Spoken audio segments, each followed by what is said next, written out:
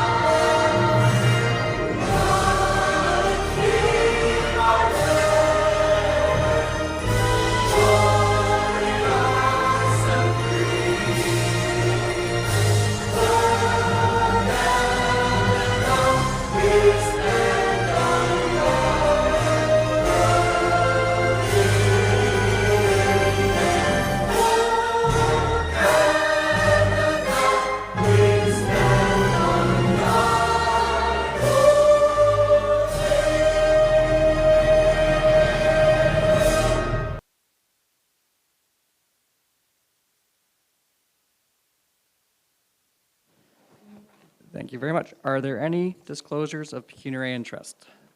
So I will have to disclose the item action request 8B, Glengarry Soccer League donation request. I sit on that board now, so I'll have to remove myself.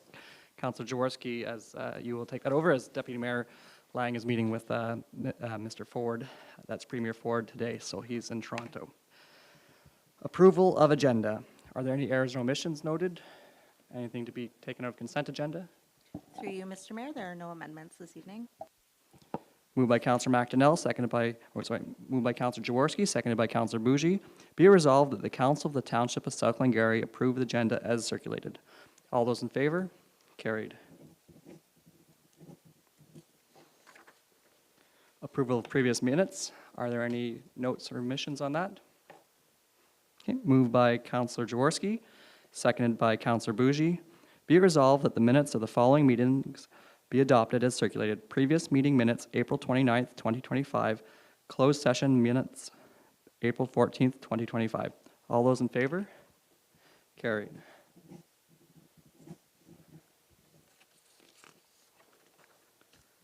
All right, the next order of business is presentations and delegations. 7A, Quilt of Belonging. Thank you. I believe Malcolm Robertson is here to present.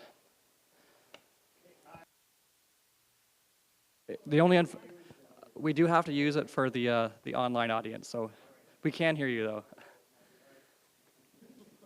So it's just press the gray button, red light will come on, and then speak into it for our YouTube watchers.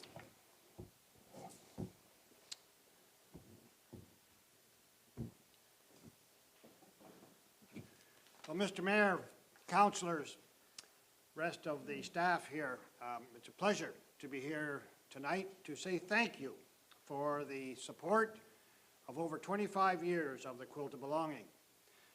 Extraordinary things happen when ordinary people take on great challenges. 25 years ago, Esther Bryan and a group of her friends began a very challenging project. 25 years later, that project has been seen by over 3 million people, 6 times across Canada, including the Arctic, as halfway around the world, including Kuala Lumpur, Malaysia.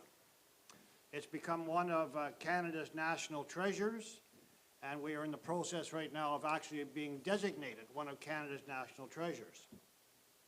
41 exhibitions up to this point.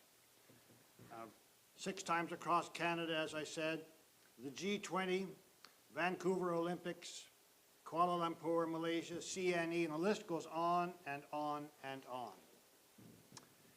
We are now in a transition time.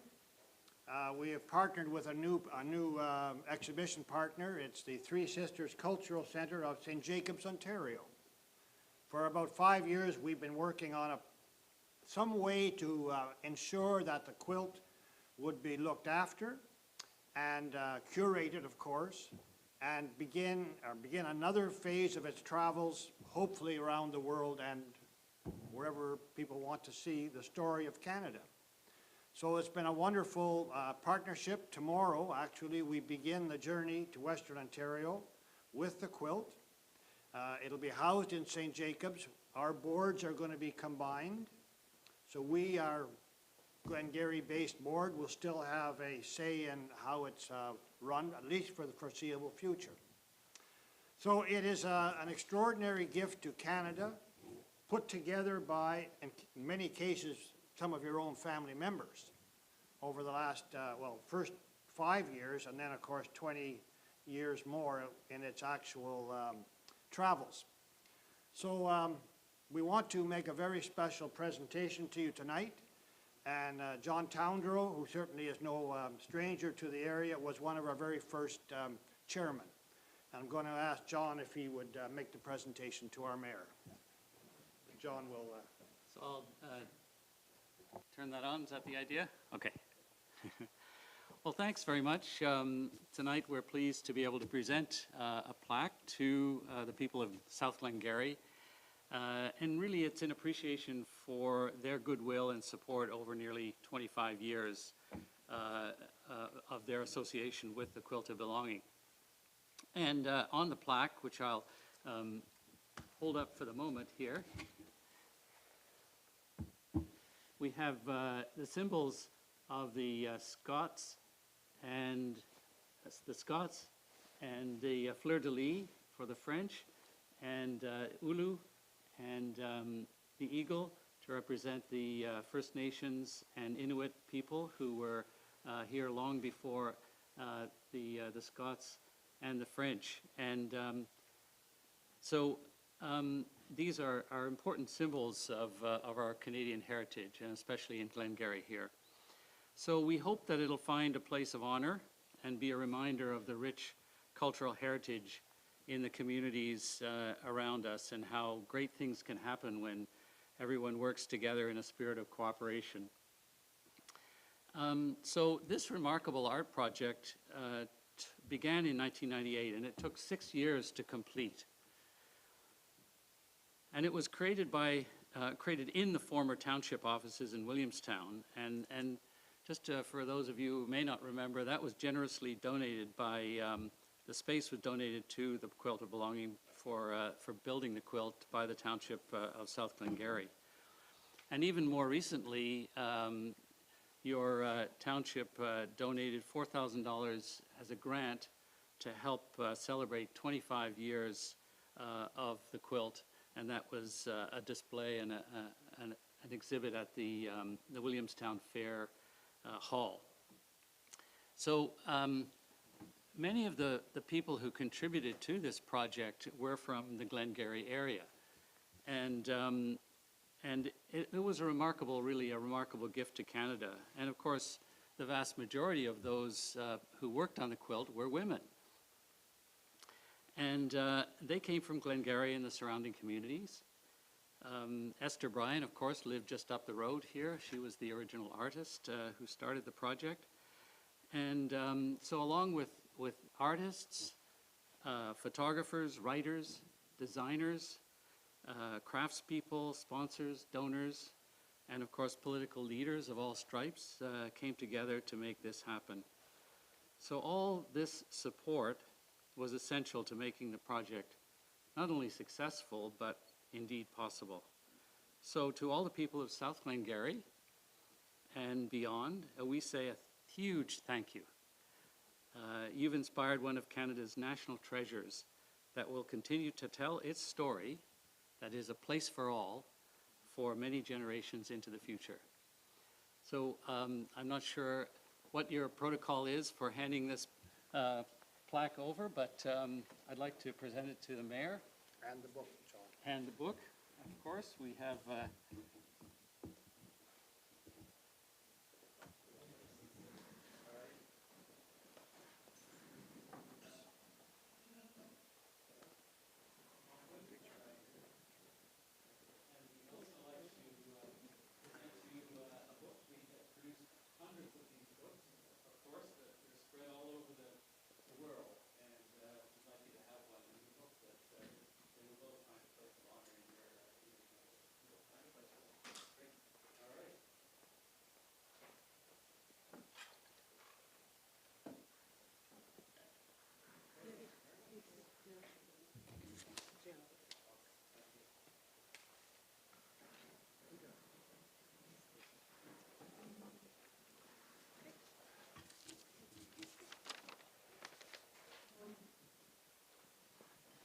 Well, thank you for that privilege. I noted that you said one of the early chairmen, and I can't take much credit because I've sat here, and many of our mayors have sat before and councils have supported. One former mayor, Warden, is behind you and supported you, so we're glad to have generations of volunteers supporting generations of councils because it's, not just great people, it's great people over time, and we're blessed for that in South Glengarry.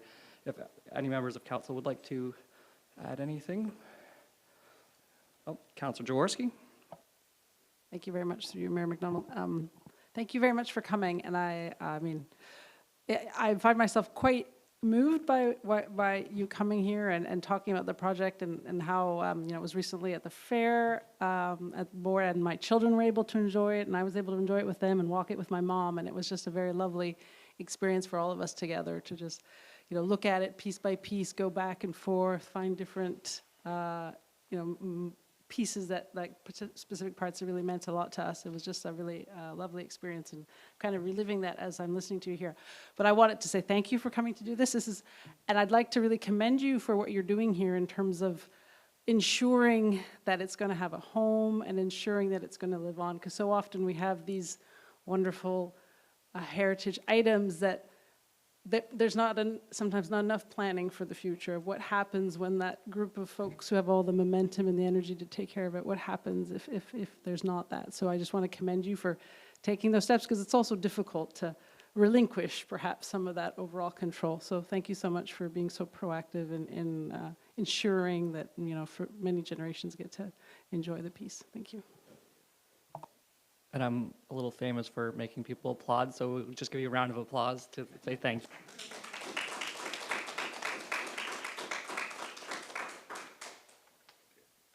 All right. And may I just ask one question of the group?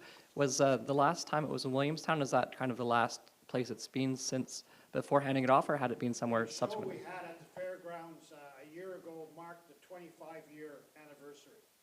And it hasn't shown since, but will this weekend be shown in Waterloo, Ontario, at a big festival. Well, it's lovely it came home before being shared with everybody, so that's wonderful. Thank you. Okay, we'll move to our next presentation and delegation then. Request issuance of driveway permits. Thank you. Former Mayor Warden.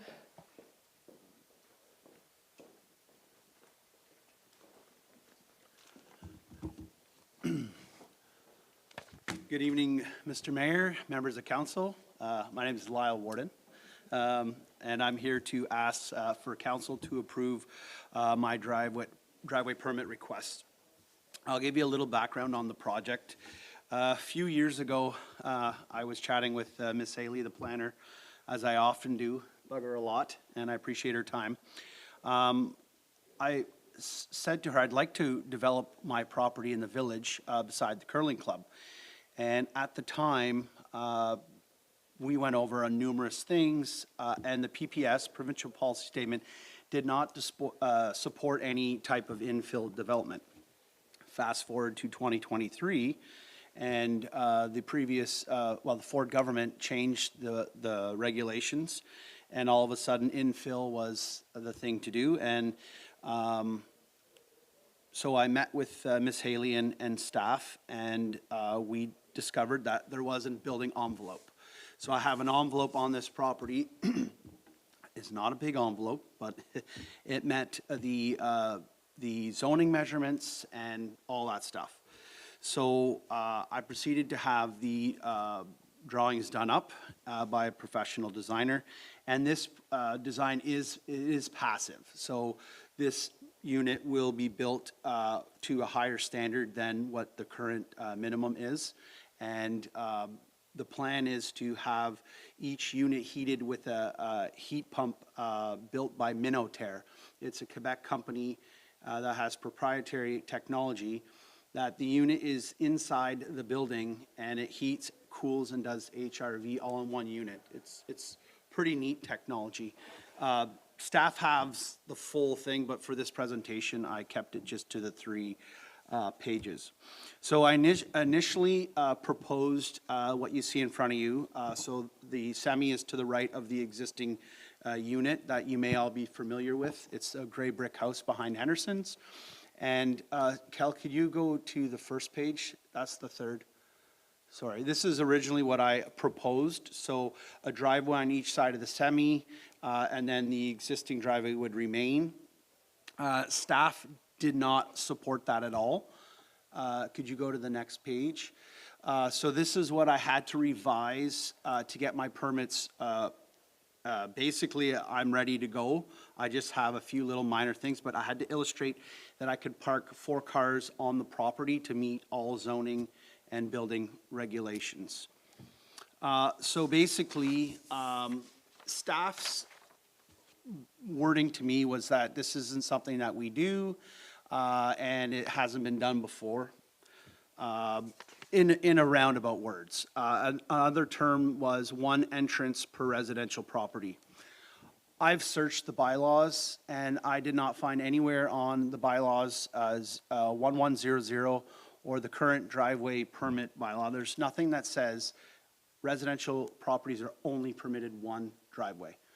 I checked it out. So my question is, why can't I have? So as you know, I know the municipality very well, and I drive these roads quite a bit. I've found 3 properties in the municipality, 6373, 6375, and 6377 Calvin Street in South Lancaster. This exact scenario, maybe not exactly, but the idea of 1 larger property having 3 entrances and eventually was severed into 3.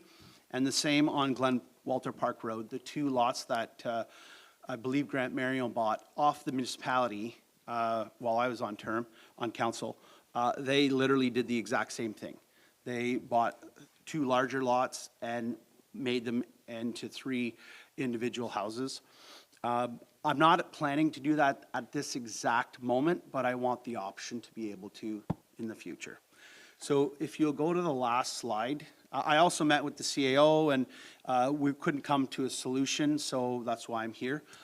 So my proposal would be that I could move the driveways together to make it seem like it's 1 wider driveway that would permit me in the future, should I choose to still be able to sever it and basically get it done to what I feel, in my opinion, is the highest and best use for this property. This project is for senior citizens in mind.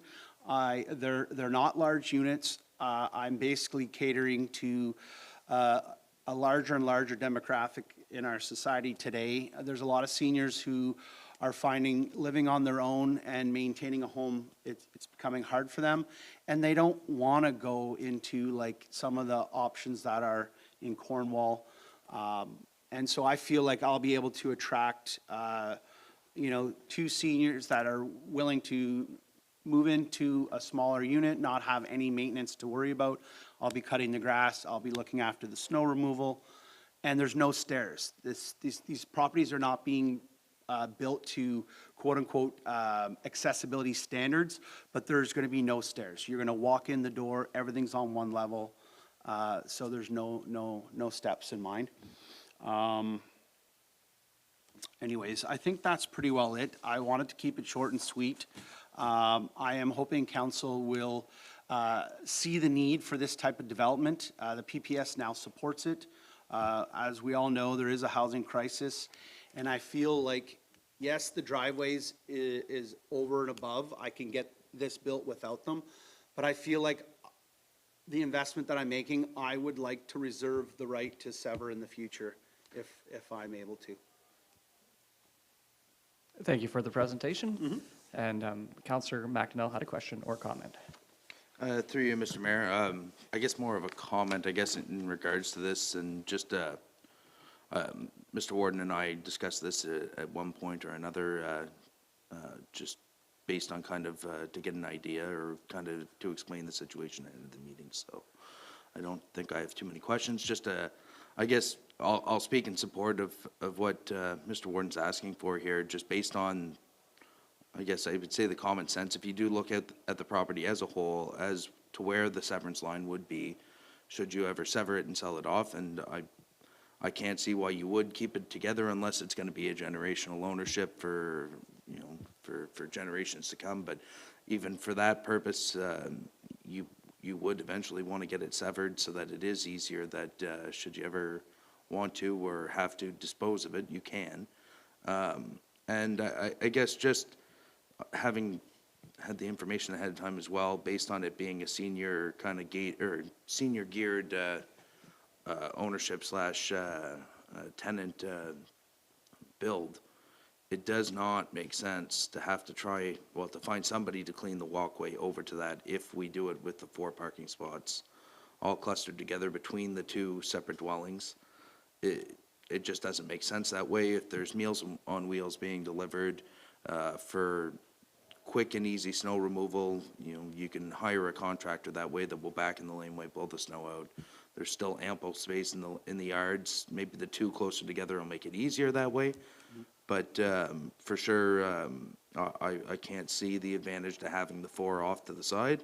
Also, it then looks awfully clustered, and it doesn't feel like the single family that's maybe living in the existing dwelling actually has a home. They've just got no grass and a parking lot beside them, and no space for that tenant to really use their space. And to me, it's if there's something we can do to make this a more attractive property, all it does is increase our tax base and infill the village, and you know, it benefits economically to the surrounding areas. If you can walk to Henderson's or to any of the restaurants in Lancaster's core on Military Street. So I'd speak in support of it. I know staff had mentioned working presently on a bylaw for, you know, entranceways and infill, and we're always very critical of the counties for their 1 permit or 3 driveways per kilometer, or whatever the metric is they use.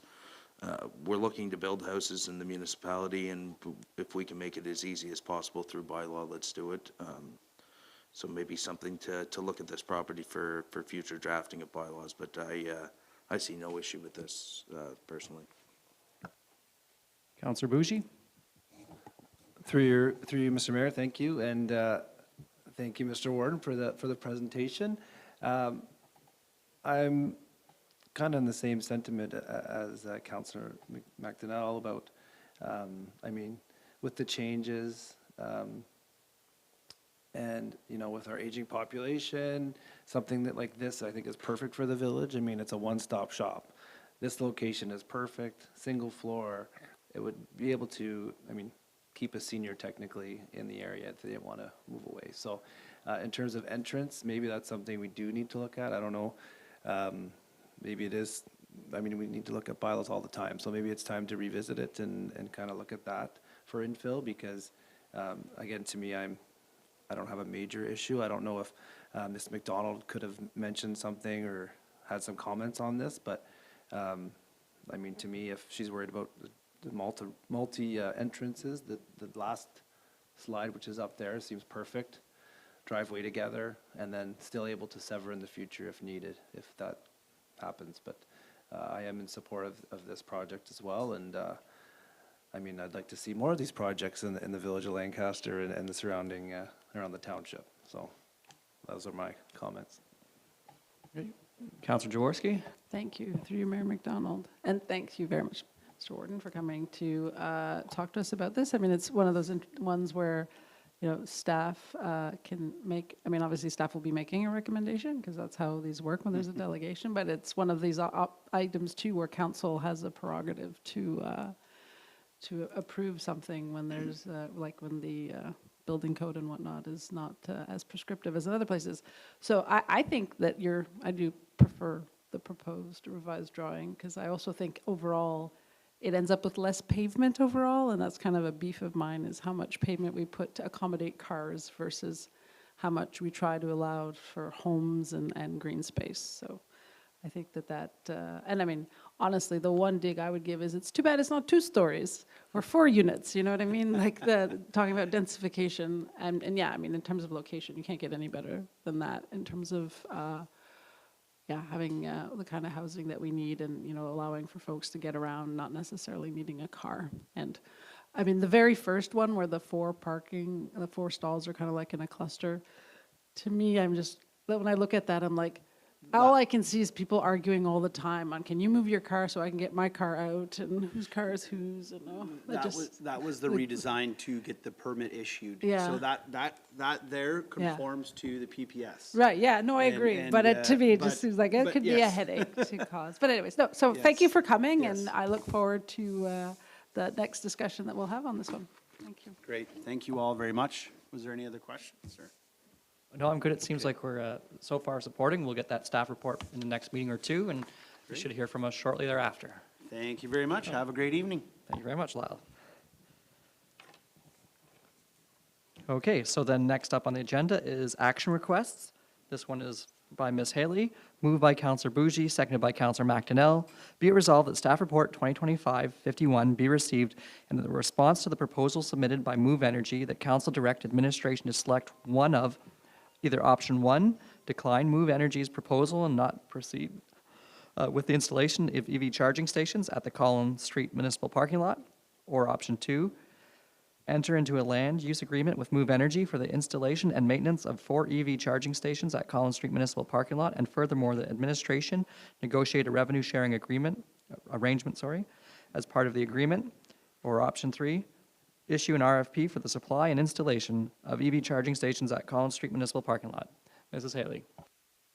Thank you, Mr. Mayor. On April 14th, 2025, Council received an delegation from a company known as Move Energy. And they provided quite a detailed presentation and listed the benefits that they felt would be great to the community, to our local businesses, and also serving a need for EV charging stations. You'll see in the staff report that we've provided an analysis of both the benefits and possibly some of the challenges. So in Move Energy's report, they offered the following incentives: cleaning and snow clearing of the lot, illumination and lighting to ensure the safety of users and vehicles, lane markings if the township were to repave the lot or the parking area, preferred pricing for township and SDNG counties if and when we establish an EV fleet, and preferred pricing for township residents by using some sort of verified ID software, and then a commitment to engaging a professional to assist with the land use agreement. Our Economic Development Officer, Jennifer Treverton, had completed quite a bit of research with other municipalities across Ontario to determine what type of agreements are out there. So those municipalities are listed, and basically they summarize municipalities' role and the EV charging companies' role, so you can see some options that other municipalities have considered. There are some benefits that could be achieved in the Lancaster Main Street area, and those benefits were listed in here, and there were also some maybe disadvantages or some challenges. One of the challenges that we see is that parking lot is very utilized by local businesses currently, supports the local residents, restaurants, and it supports one of our businesses immediately to the north that provide automobile repair services. But that being said, it's still an option of council if they choose to allocate those spaces for this type of use. So as the mayor outlined, we suggested that you have 3 options. One is simply to decline and say thank you. The other one would be to enter into a land use agreement with Move Energy, identifying some of the items we just listed. And if you chose to do that, an agreement would come back to council for your review and an approval. Or 3, if you didn't want to accommodate or enter into an agreement with Move Energy and wanted to see what other type of competition is out there, we could issue an RFP, so request for proposal, to see what other companies were interested in doing an offering for this location. It's difficult for administration to give one solid recommendation because you do have options. And it's going to come down to whether council feels that this is a great fit for this part of the community, and if so, we can certainly move forward with developing those agreements, or if you think these stations would be better served elsewhere. We do have several EV charging stations in South Glengarry. There's not a lot of them. As we're dealing with developers for more development applications, specifically along the 401 corridor, they are being planned to be created. So we will see more in the future as these developments move forward. But currently, there are a handful between Lancaster, Boundary Road location, as well as at the en route for the provincial lands that are owned. So I'll leave it in your hands to discuss, and I'll await your direction. Thank you. We'll go Councillor McDonnell and Councillor Bougie. Through you, Mr. Mayor, and thank you for the quick turnaround on this, Ms. Haley. It was an interesting idea. I think maybe caught us all off guard the night of, in the sense of you want to use our property for nothing to make money, which is an interesting proposition. I wish I could make that offer to some landowners, but I don't think they'll bite these days with land rent. But I don't personally have an appetite in that specific location. I think there's better places for this to be served, and I think given kind of the EV options that are already in the village, being I think there's 4 charging ports at the south side of the 401 at the Esso. I think it would probably be better served there, and maybe to see example, there's a landowner on the just south of that property at the old former old Kirktown. Maybe there's an option there for that individual should they see the opportunity, but I don't know that we want to be in that business ourselves. And I don't feel it's an excellent location myself. I know the ones on the south side at the Esso do have a backup generator option there. I think because we're maybe stretched far and wide with our electricity grid that's already existing in Lancaster. It's been an issue that's been brought up over many terms of council and has been brought to Hydro's attention, and it's just, I think it dates back to 97 and maybe some of the quick fixes that were never improved upon. So at this point, I don't think there's an option for me where I think I'm leaning to the say thank you and move on with our day, and staff can spend their time working on other things, but I'm interested to see what my colleagues have to say. Thank you, through you, Mr. Mayor. I mean, some questions I had when I first saw this was, I mean, how long is the agreement good for? Is there some kind of termination agreement if we came upon it? I did see something that kind of piqued my interest. I mean, and as Councillor McDonnell talked about, they are using our property and they're getting most of the benefit. So like to me, there should be some small percentage of the revenue coming back to us. And I saw that kind of model in some other locations. So to me, if that would have to be part of it. And I mean, yeah, disadvantage, those spots are used quite a bit for the restaurant, but I mean, it could also bring in new people that when they charge their EV vehicle, they have to do something. So they're probably going to eat or, you know, checking out the shops right there because they're going to be waiting. I don't know how long it takes to charge, but I mean, those were all things that I were thinking about. So to me, I'm like, if they're interested, maybe someone else is interested. So I was kind of going towards the RFP process, put it out there, see what we can get. But we would have to get something back, some percentage of the revenue in my eyes. But I mean, I'm one person on council. And I think there is a need. I do see some EVs, but again, as Councillor McDonnell mentioned, there is some to the south as well. So, but those are kind of my thoughts when I initially looked at this. Councillor Jaworski. Thank you, through you, Mayor McDonald. Yeah, I actually think it's a great location. I think that like people parking there and then, you know, they'll be incentivized to like look at some of the shops, whereas I feel like the other ones at the other, over the 401, people are less inclined to like walk over the highway and then take advantage of some of the independent shops that we have. So, but yeah, I mean, echoing what Councillor Bougie says, like, you know, we're not doing this for free. So, I thought the RFP idea was a good idea, you know, and see if there is an appetite for other, you know, like what kind of offer we could get. Because definitely, I think we should be, you know, like, yeah, it's providing a service. We should be able to get some of the cost revenue sharing out of it. So that's what I would be in favor of. I suppose because we have 4, that means that I have to weigh in because now it's 2-2. So,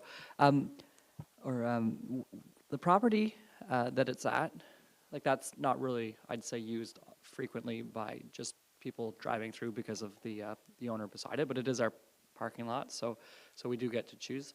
The property that is, you see the red one, then there's the lot, then he has the container.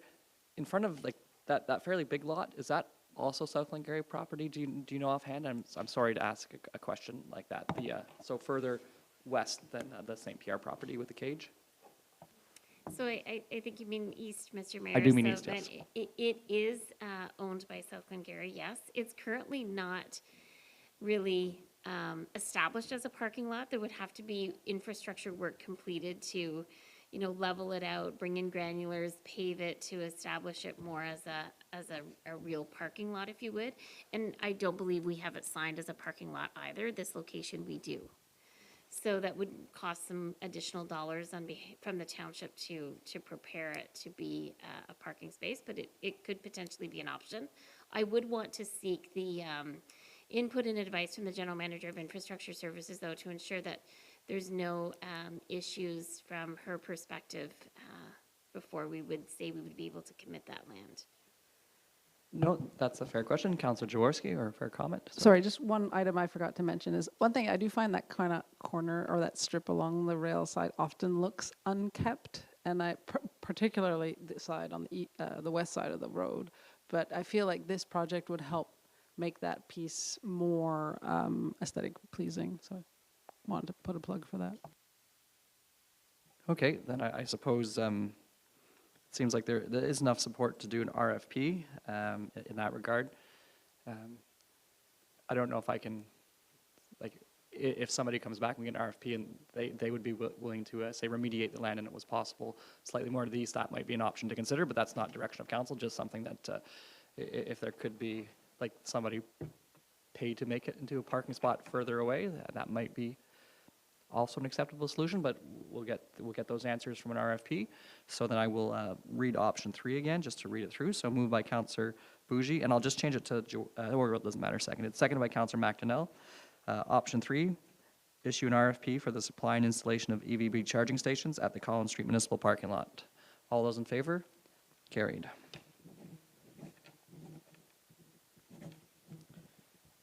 And thank you. So now I have to declare a conflict of disclosure of pecuniary interest. So I'll move this to Councillor Jaworski, and I'll step away.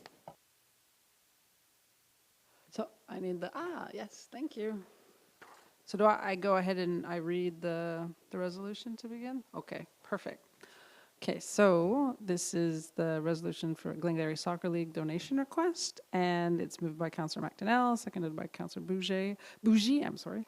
Be it resolved that staff report 2025-052 be received and the Council of the Township of South Glengarry, there's 2 options. Option 1 is approve the request from the Glengarry Soccer League for a donation of $3,000 to be allocated from the Grants and Donations Fund. Option 2 is decline the request from the Glengarry Soccer League for a donation of $3,000 from the Grants and Donations Fund. So 1 is approve, option 2 is decline. All right, so then I'm going to pass it over to Ms. Harbers to talk us through the staff report. Thank you.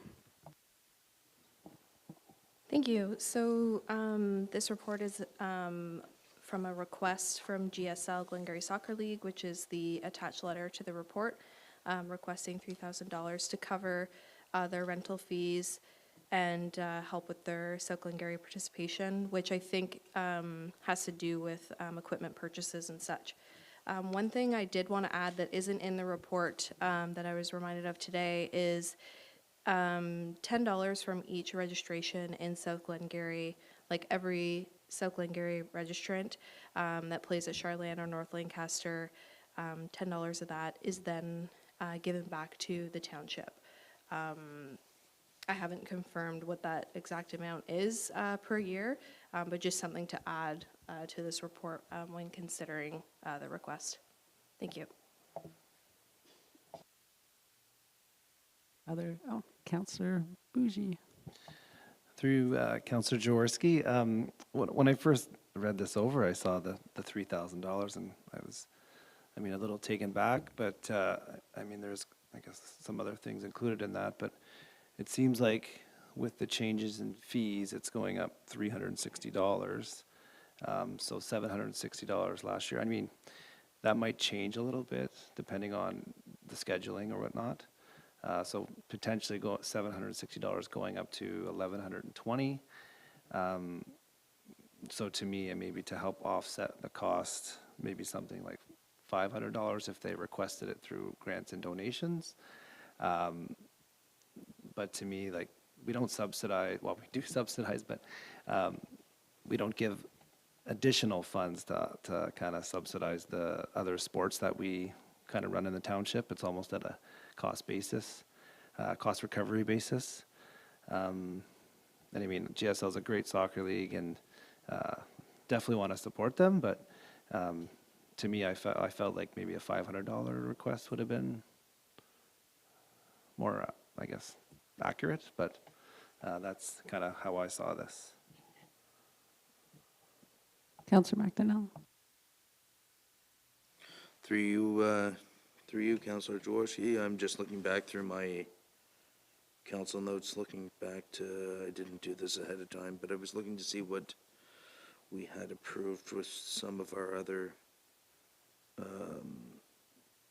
minor hockey and for consistency. I can let you do the math, and maybe I'll ask a question to Ms. Harbers. Yeah, Okay. go ahead. Ms. Harbers. Just if you could clarify again, I don't think I'd missed that there's, you're saying $10 from every Charland registrant comes back to the township. And do you know, has that been in place for a long time? Do you know what the logic of that is, considering they're also paying for rental of the fields? Yes, unfortunately, I feel like it's something that's very historical, and I don't have the background information on that, unless I think possibly our treasurer might have that information, but at this time, I don't have all of the historical knowledge on it. I was just phoned about it today. Suspect that adds up quickly. I'm just thinking of the kids that I know, and, you know, like 2 Charland teams at a number of age divisions. If they're like 10, 15 players, that's $150 a team. Maybe that's something else to look at, rather than take the money back. But, Councillor McDonnell, are you good to go, or you want to do some? I'm I can search and kill time, I think, at the same time here. I'm just looking back just to see what was given out to the Charland Minor Skating Club and or the Charland Skating Club and the Minor Hockey Association. I'm just thinking, I don't want to go over what we gave them, but I am thinking that my thought was I'm okay with approving this request as it comes at 3,000. I don't see a problem there for this year, but I would want it conveyed to the members of the GSL that going forward in the future, we see this, we still want to see this grants and donations reformed, and that it be focused on special projects. I'll highlight the skating club because they're sitting here, but in the past, when often some requests have come in, it's more or less written as, well, here's some qualifying things we can say we're spending your money on, but that, you know, it's not really, it's more padding our budget. Whereas in some cases, example, the skating club has come and said, here is a one-day event that we are putting on, and we want $2,700.36 to put on this event. And that's, I think, where we want to see grants and donations going, or personally, speaking for myself, I'd like to see them going. That some years you might not be asking for anything, but in the, you know, some years you might be asking for a larger amount than 3,000. Given that unknown right now of how much has come in the past, or is coming in from the soccer league based on the registrants, as an unknown right now, and I think I'm okay doing the 3,000, barring it going above what we kind of set as our rate for this year, what we would give our local sports associations. And if I can find that, I can propose an alternative, or maybe what's being asked and be just fine. So I don't know how anybody else feels, or maybe Ms. Campo's already Ms. Campo, found I think, it. was trying to get my attention. Yeah, through you, Councillor Jaworski. I'm informed by our deputy clerk that we allocated 1,500 to the skating club in the 2025 grants and donations. If that helps with your discussion. Thank you. Councillor Bougie? Through you, Councillor Jaworski, that 1,500, was that for their 50th anniversary, or is that for this year coming? This year? Okay. Because I mean, it is difficult because I understand that fees increase, but I mean, even with minor hockey, fees increased and we didn't subsidize them. I'm talking about like men's over the years. And we just increased our minor soccer fee from $40 to $60, and T-ball went up as well, if maybe, yeah. So like, and they didn't get a break. I mean, we're increasing our own fees. So to me, this would be like a one-off, but like, I'm still kind of hesitant because, I mean, if they increase their fees, then they'd be able to kind of make up the difference. So that's why I thought this $500 were kind of to help them out this time, one time, and then if they have a project, for sure come back for grants and donations. But that's kind of where I'm struggling, I guess, to make sense of this. So if I'm to recap, Councillor Bougie, you're more like a 500 mark, and Councillor McDonnell, you're thinking more in line with the 1,500, or are you still thinking the 3,000?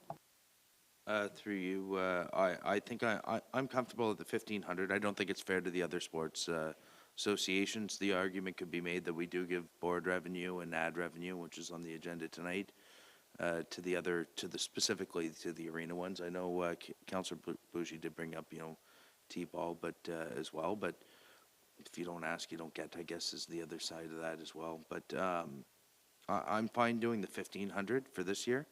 But I would have it conveyed that I would be along the same lines as Councillor Bougie next year if they came in looking for 3,000 for some additional equipment or something like that.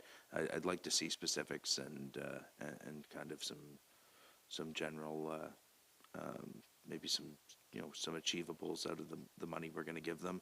I know North Glengarry probably gives more than we have in the past, but again, we haven't been approached from the GSLs in my time on council anyways, and I don't know if staff has something or could prove me wrong to that, but not that I remember anyways. So happy to help them in major projects and one-time things in the future, but for this year, I'm okay doing the 1,500.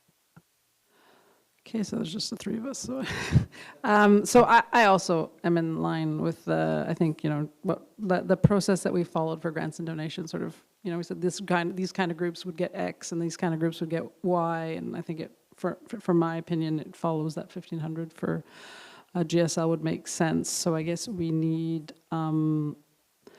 Do we need an amendment? Do I need someone to propose an amendment, or can we just go ahead and? Through you, Councillor Jaworski, we can do a friendly amendment to this one, and if you'd like, I can read off a revised resolution to accommodate the change to it. So just for to be certain, you'd like to do a donation of $1,500 as opposed to the $3,000 ask. Okay, so with that, then the revised resolution would read: Be it resolved that staff report 2025-052 be received, and that the Council of the Township of South Glengarry award a donation of $1,500 to the Glengarry Soccer League to be allocated from the Grants and Donations Fund.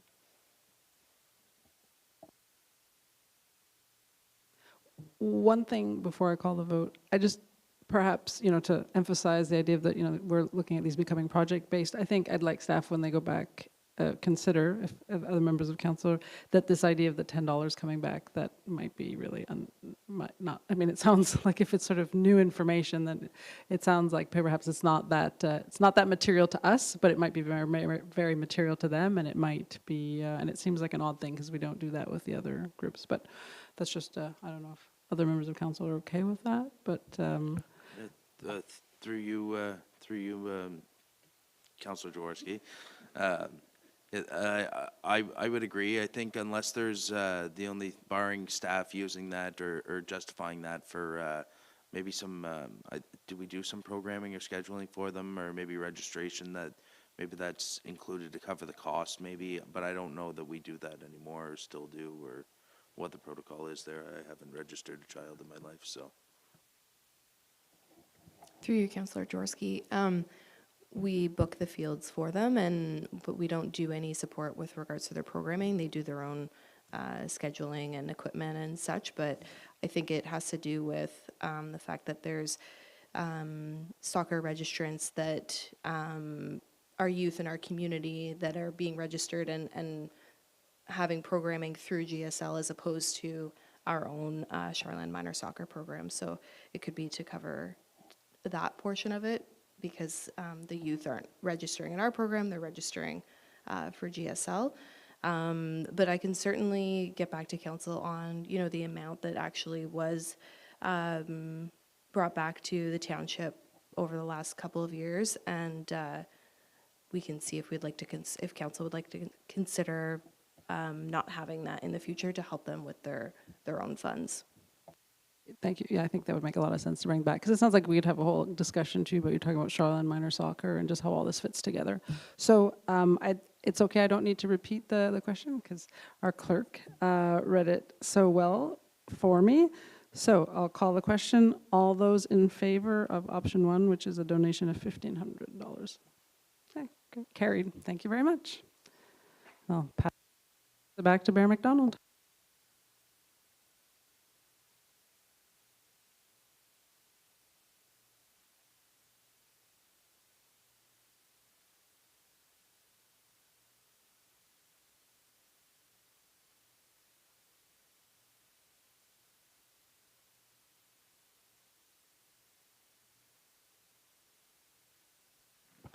All right, on to bylaws 9A, routine disclosure policy by Mrs. Campo, moved by Councillor Bougie, seconded by Councillor Jaworski. Be it resolved that staff report 2025-53 be received and that bylaw 2025-23, being a bylaw to adopt a routine disclosure policy, be read a first, second, and third time, passed, signed, and sealed in open council this 12th day of May 2025. Mrs. Campo. Thank you, Mr. Mayor, and through you. So the bylaw that's before you this evening is to adopt a revised routine disclosure policy. It has been quite some time since we've updated this policy, and so it has been reviewed and updated to reflect our current practices.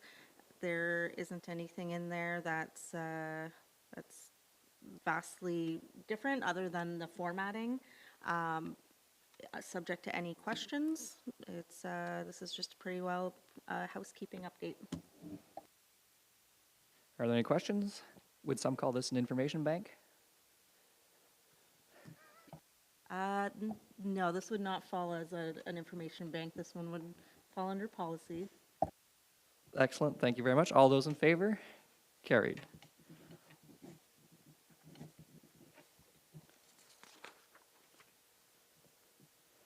Key information reports, Charland Rec Center Partnership Agreement drafts.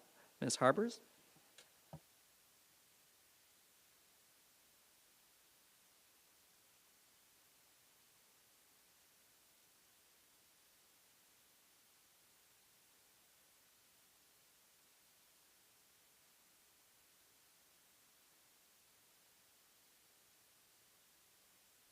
Thank you. Through you, Mr. Mayor. So back in March, council provided direction regarding the ad allocation at the Charland Rec Center. The changes included, or the larger changes included, providing 8 full-size board ads to Charland Minor Hockey and Charland Skating Club, which resulted in 16 full-size board ads being removed from Junior B. And then council had also directed that administration creates a standardized fee structure that all organizations follow. So we gathered the current fees charged for the ads from each organization and came up with a recommended fee schedule, which is up here on the screen. The agreements were then sent to each organization early last week with the fee structure. And we just let the organizations know that final agreements would come back to council at the end of May once we receive comments from council this evening, which is why it's a key information report. In preparing for this report, we did receive comments from Skating Club and Junior B, so I'll just go through what those comments are because they're in addition to what's in the report. So for Skating Club, the concern is regarding the in-ice ad pricing, which you'll see here. has gone up from the recommended pricing, would change it from 600, which is what they had charged in the past, to 1250. And they feel that it's a large amount to ask of their sponsors, considering that it is only 7 months of advertising, and the ads do get quite cloudy as the ice season goes on. And they're afraid that that price will be a deterrent for advertising. And then our response, or administration's response, is understanding that that is a large jump in the pricing, but we do recognize that Junior B was successful in charging this amount that we're recommending for in-ice logos, and it certainly sets a precedent in the market, I think. So it didn't really seem appropriate to decrease Junior B's fees, considering that they were able to get that amount in the past, and actually a little bit more than that, and that they had 16 full-size board ads removed from their inventory. So we balanced those factors along with what the advertisement component is to try to come up with this recommended fee. A comment from Junior B, they were in support of the fees, but they suggested that there's an option for a group to give up ad space in a given year if they feel they cannot sell them, maybe outlining a date for each group to give up spaces to ensure that the opportunities don't go unfulfilled. If, for example, if a group were not able to fill a board ad, then maybe another organization could pick it up. I wouldn't recommend that that would be applied to the in-ice logos just because of the timing. There wouldn't be a lot of time there to change the ad space, because it does have to be here in time for us to build the ice. However, a board ad could be changed out, even during the ice season, so that would be more reasonable. So that was just our comments to the feedback that we had received. So we're just looking for some comments so that we can finalize these agreements and hopefully bring them back at the end of the month. Thank you. Thank you. Councillor Bougie. Thank you, and through you, Mr. Mayor, thank you, Ms. Harbers, for putting this all together. And I mean, to me, this is exactly what we asked for. Fee structure should be, or the ad revenue should be the same. I mean, it has to be consistent across the board for all groups. And I mean, that's what you put together here. And yeah, I could see Charlotte Skatings Club or the minor hockey kind of seeing it as, okay, it's over double what they previously asked, but I mean, I guess it's an opportunity for them to raise more funds and lower the cost for their group. So, and I do like your suggestion, if maybe not the in-ice logo, but others, if they're having a hard time getting the sponsorship, to maybe let the other groups kind of have a kick at the can. So, I mean, at the end of the day, this is all additional funds to offset the cost of their programs. Other townships do not do this. Most of the money goes back to the township. So I guess this is a great opportunity for all of these groups, and I think we're happy to do it. So I think this is a great plan and great fee structure, arena pricing moving forward. So thank you for your time on putting this together. Thank you. Councillor Jaworski. Sure. Thank you. Thank you, through you, Mayor McDonald. So I wasn't present at the discussion where this request of staff was made, but I did watch the council meeting where this occurred. So thank you for staff for always continuing to make that available, the uploads of the meetings.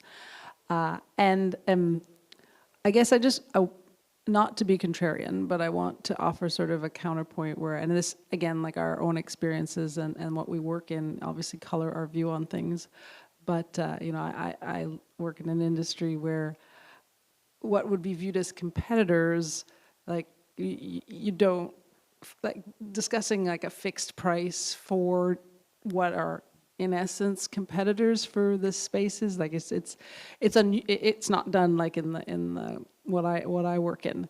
So just there, I was a little surprised by it, but I do understand the logic that I'm sure this is viewed as this will help limit issues between the group, but the groups potentially, I'm not suggesting that there are, but I do feel like it's a bit of like again, I'm trying not to use, not trying to use like the official words that come up when we talk about like competition and these sorts of things, but it is sort of, sort of meddling in the market, I suppose, because when the Junior Bs established their fees for in-ice logos, there was only so many in-ice logos, and now there's more. So now that you have more of these spots, it's natural that in my mind, that the value of those spots, not that, like the issue of scarcity that existed before is no longer there to the same extent.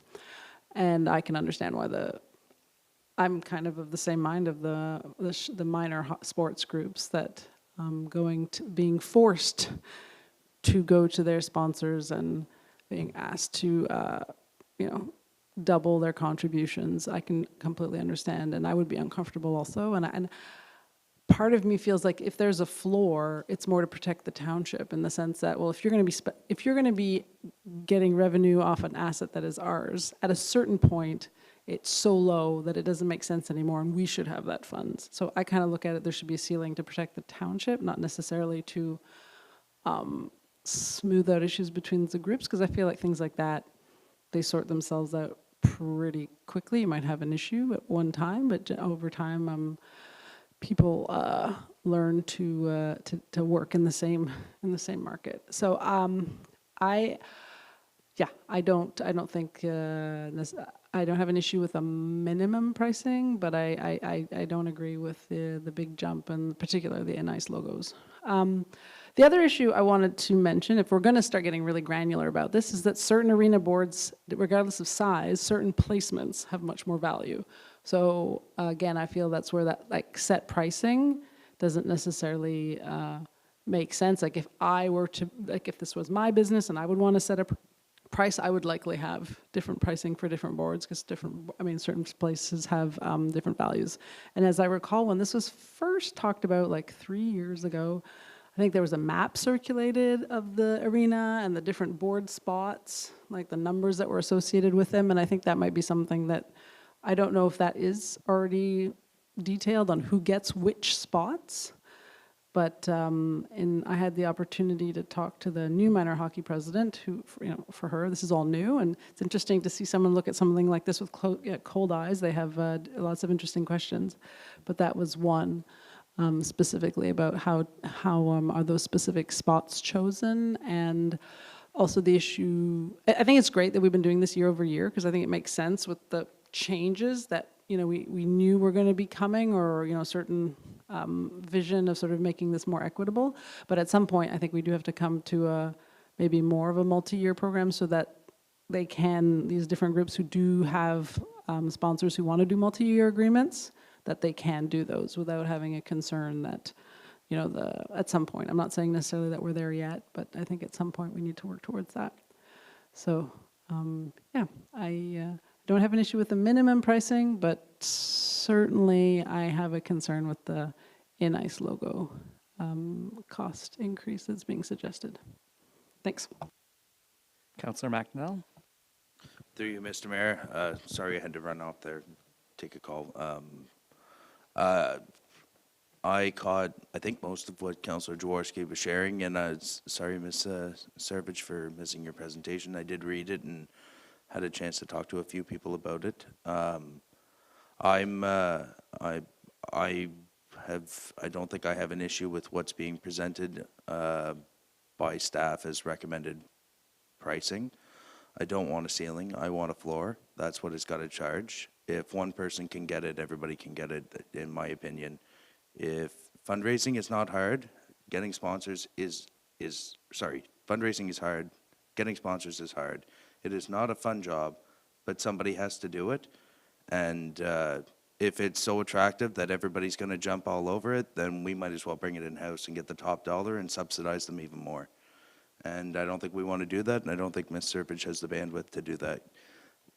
If we're just going to sell them at the minimum cheapest price, then we might as well do it and take the revenue in. It's got to be, this is being handed down, in my opinion, to the user groups, that they can appoint a person to go around and get these, or a couple of people. And as I had a conversation with one of the groups today, this will, I would like to see this evolve into a 3-person committee of each of the user groups that are collecting the money, And you know what? If a sponsor says, I don't care if I'm sponsoring Charland Minor Skating, Charland Minor Hockey, or the Junior B Club, I just want my name on the boards, or I want my name in the ice, and I'm willing to pay my $10.50. They can allocate the funds from there on a percentage basis or however that works. There's probably some potential for that in the future, and I think that's a few years down the road. I don't see a reason why if, I would hope we're not looking to amend who's getting what and how many boards. I'm hoping this is the end of it. We've said it at the last meeting. I don't think this is, we're going to open this up and review it every year unless there's a major change in usership, example from Junior B, where they're no longer hosting games here. Well, then you're out and we split it up again between the two remaining clubs. But I do not, I'm not in favor of having some wishy-washy pricing. The price is the price, and you go with it. You've got to have, if you're going to do that, then you're going to have infighting between all the groups where, well, I sold this board to one parent who's got, they've got a business and they really couldn't afford to put up the $750, so we sold it to them for $500 and we put them in the corner. You can't do that. It's got to be a set price, and you got to treat it like a square foot on the boards is a square foot on the boards. And if one person's getting, if there's other ads selling for $1,500 or $10.50 in the ice, you got to sell it for $10.50 in the ice. I think that's how it's got to be done. I don't want to leave any space for issues or arguments after the fact. This has got to be one and done, and if you can't sell it, then there's an empty space in the ice, and you try again next year. And if there's 2 years of that, then maybe you shouldn't be selling ice boards, and you can make a trade with the others or what. But I don't want to see this become a wishy-washy price list. This has got to be the price list that we use and everybody uses and sticks to. Right, Councillor Jaworski, you have any, I'm thinking like opposed, in favor, I rebuttal? said what I said. All right. Yeah, I don't have a difference of, Okay, so then Councillor Bougie, you had some thoughts earlier. You were more along the line of Councillor McDonnell, I think. So then that regard, I do feel board value, that is an interesting topic, but it seems to be shared by only one member of council, because there are hard value spots, right? You want to be in front of your kids, there it is. The ones on the, well, maybe the kids see the boards on the other side, but do we have any boards actually just on the advertisements on the, no, okay, so I guess there's your value. So in that sense, it looks like the will of council would be to keep this as is, and then carry forward, keep the list, no changes to the prices. I did not hear, so then please move forward with that, and then get back to the user groups in good stead. Okay, thank you. I did make an error earlier about the consent agenda. I did want to highlight something. Would council oblige me just a quick moment to, so 11A, article on the tax recommendations for federal budgets. So something that, I guess it's religious in nature, but it's we're long overdue to revisit the assumption that these religious groups are inherently good to public. So the tax code, there's a suggestion to make them less, not be able to give out tax receipts, I believe. So I just wanted to highlight that, because that could have a detrimental effect to our communities, because there's a lot of good that comes from the religious areas or institutions in our area. But that's all I wanted to highlight, just bring it to council's attention. So that's page 49. So if you feel so inclined, please contact MP Duncan. Otherwise, we'll move on to the consent agenda, reading through it. Moved by Councillor Bougie, seconded by Councillor McDonnell. Be it resolved that council accepts the items listed on the consent agenda. All those in favor? Carried.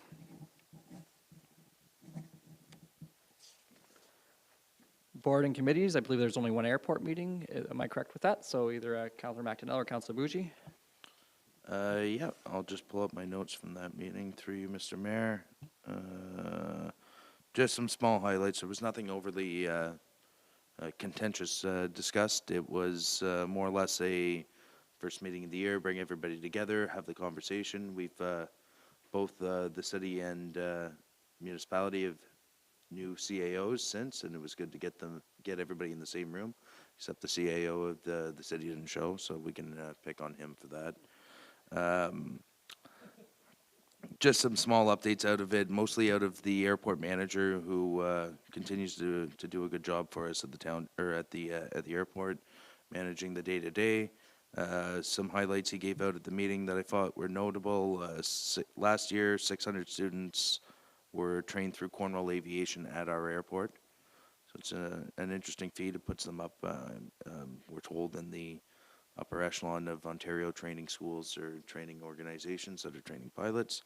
Good to see we can do that here in South Glengarry, and those students also take advantage of the area and, you know, do their shopping maybe in Cornwall and in Lancaster and use some of our restaurants and be playing hockey in our facility here or going out to use the waterfront and the trails in Glenwalter Park, so that's nice to see. There's a hangar sold for a new tenant who's actually returning to the airport. Fuel was kind of up and down. It was sold, fuel on jet was down and avgas was flat. Some of that due to some lower helicopter traffic is where most of our jet fuel goes to. So something, I guess, we are seeing some return of some of the pipeline guys coming in to fuel up and the OPP filling up again. Yeah. For the most part, there was a few flights that came in that were of note, and I forgot to make note of them, but there were a few business flights that came in, private jets chartered in, and some, I think there was a hunting group that was chartered in as well, so, and used the airport in Cornwall to clear customs coming from the U.S. So, yeah, interesting things going on down at the airport. Nothing major or contentious, but just, I guess, finally, I'll close with, we do have a situation or a bit of a disagreement, we'll say, with the city as of now on funding for the airport. As all the council knows and most of the general public would know, airport operations are funded through both municipalities and a partnership on an 80-20 split for the cost of operations.